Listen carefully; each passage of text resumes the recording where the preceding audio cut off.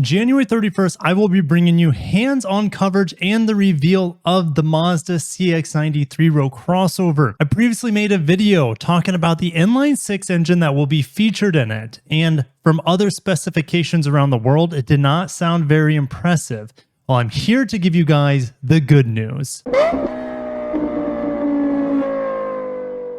We're over at Mazda USA. Mazda has updated this future vehicle section. This is an all new image as well. So let's go ahead and I guess we can take a better peek at it. I mean, it looks very similar, just the overall stature of it, very similar to the CX-60, which it shares the same platform with. That CX-60 is a 2-row vehicle. It is available in Europe and it has a plug-in hybrid powertrain, diesels, Inline 6. Also, a side note in terms of diesel, Lexus LX 600, well, I should say 500D is available now in Europe. We don't get the diesel on the LX either. So let's get back to the CX-90. So here's the official information on the new Inline 6 engine. It's a 3.3 liter. It'll have the highest horsepower and torque from a mass-produced gasoline engine developed by Mazda with, drumroll, 340 horsepower and 369 pound-feet of torque. That is when using the recommended premium. This is not the first time Mazda is recommending premium. If you look at their other turbo models, they say, hey, if you want the full fat 256 horsepower and 330 pound-feet of torque, I think is what it is, or 320 pound-feet of torque, you have to use 93 octane. Could you use 87 octane on this? Probably, but your horsepower is going to drop and your torque will drop just a little bit. Your horsepower could drop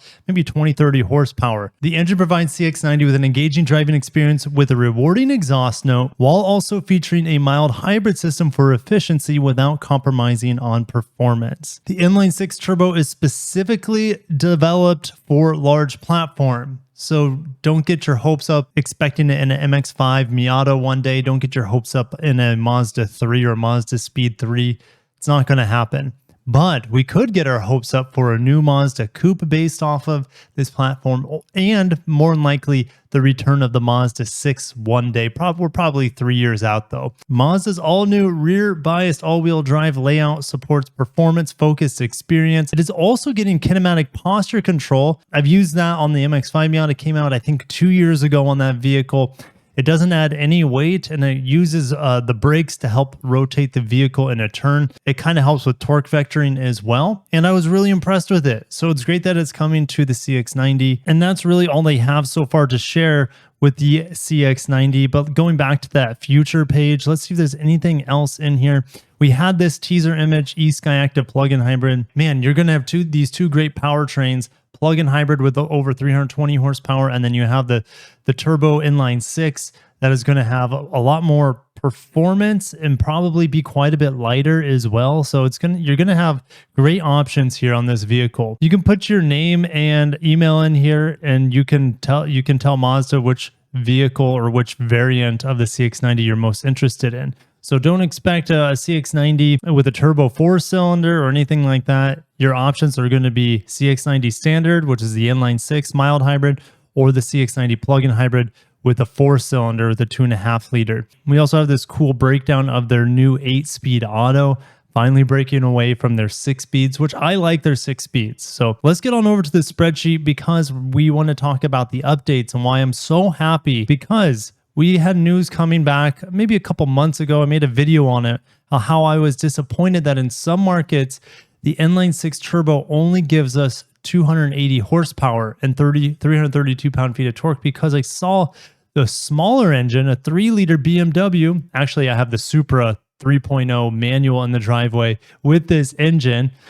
Produces more in that car, almost 400 horsepower. But the minimum output on this BMW 58 is very impressive, over 335 horsepower. Now we're essentially getting that in this 3.3 liter engine, also with a mild hybrid. Might be able to get slightly better fuel economy than the BMW, but BMWs strangely get really good fuel economy for the power that they output as well. So, and if you really care about fuel economy, you'll just spring for the 2.5 liter plug-in hybrid here with almost as much horsepower. It has a nearly identical torque, right? 369 versus 368. And we have that electric motor in there providing 134 horsepower by itself. We don't know all the details on it. I'm expecting over 35 miles of electric range on it when it comes to the market. But just seeing the massive improvement on the Inline 6 for the American market just gives me a huge sigh of relief. An extra 60 horsepower and over 35 pound-feet of torque more for our domestic model here. It's definitely worth celebrating, something to get really hyped and excited for.